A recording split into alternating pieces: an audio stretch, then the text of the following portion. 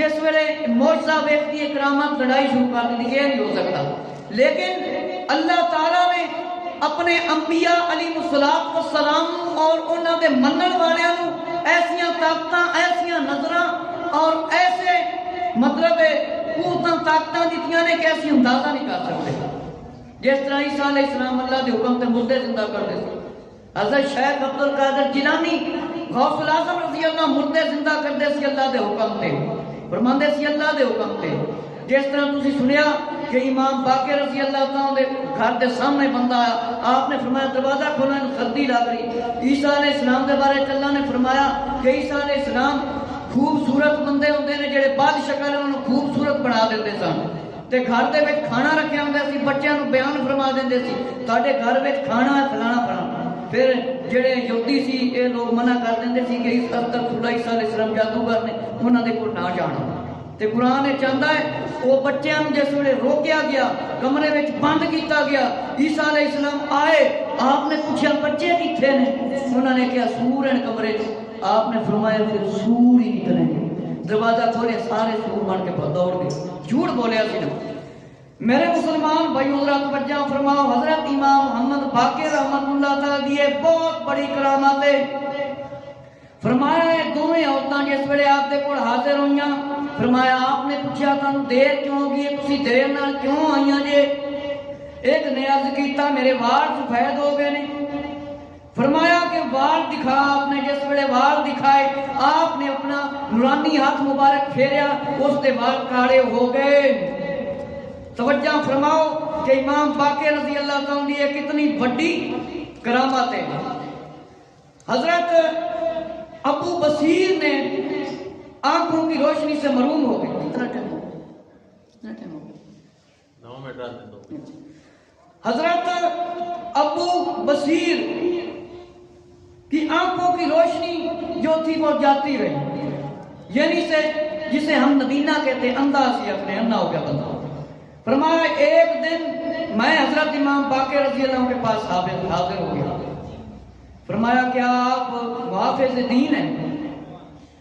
آقا صلی اللہ علیہ وسلم کے دین کے محافظ ہیں حفاظت کرنے والے ہیں؟ فرمایا ہاں. میں نے کہا کہ آقا صلی اللہ علیہ وآلہ وسلم تمام انبیاء علیہ السلام کے وارث ہیں اور علم کے وارث ہیں. آپ نے فرمایا جی ہاں. فرمایا پھر آپ آقا علیہ السلام کے علوم کے وارث ہیں تو ٹھیک ہے. میں نے کہا تو پھر میرا جو مسئلہ ہے وہ بیان فرمائیں. آپ کو اللہ نے یہ طاقت دی ہے کہ مردوں کو زندہ کر دیں, مادہ ذات اندھوں کو بینا کر دیں اور کوڑوں کو چنگا بھلا کر دیں.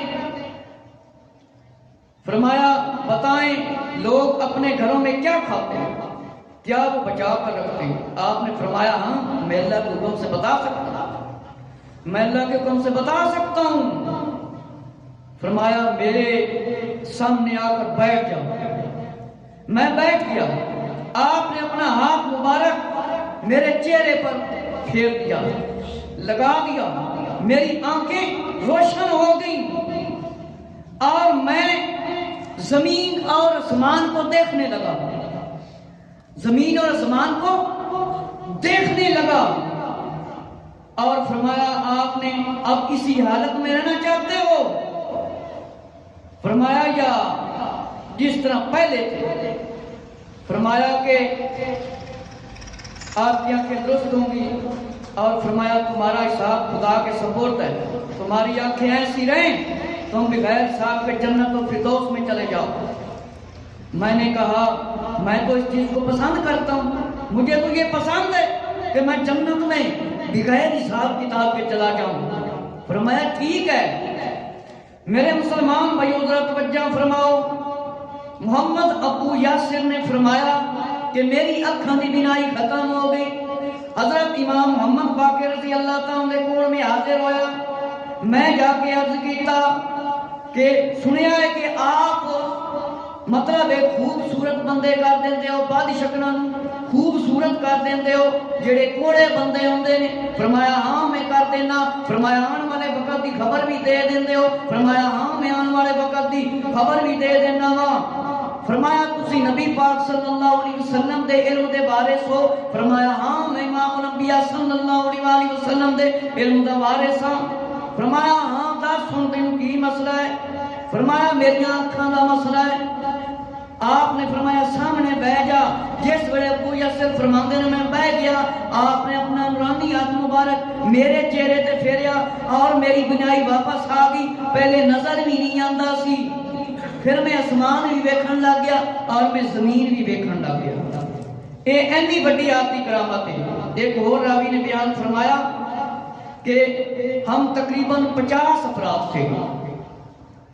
حضرت امام محمد باقر رضی اللہ عنہ کی خدمت میں حاضر ہوئے اور مخاطب ہو کر عرض کیا کہ ایک شخص کاروبار کرتا ہے، اور امام باقر سے مخاطب ہو کر کہنے لگا کہ کوفہ میں ایک شخص یہ گمان کرتا ہے، خیال کرتا ہے کہ آپ کے پاس فرشتہ ہے، اور جو کافر کو مومن سے اور دوست کو دشمن سے ممیز کرتا ہے۔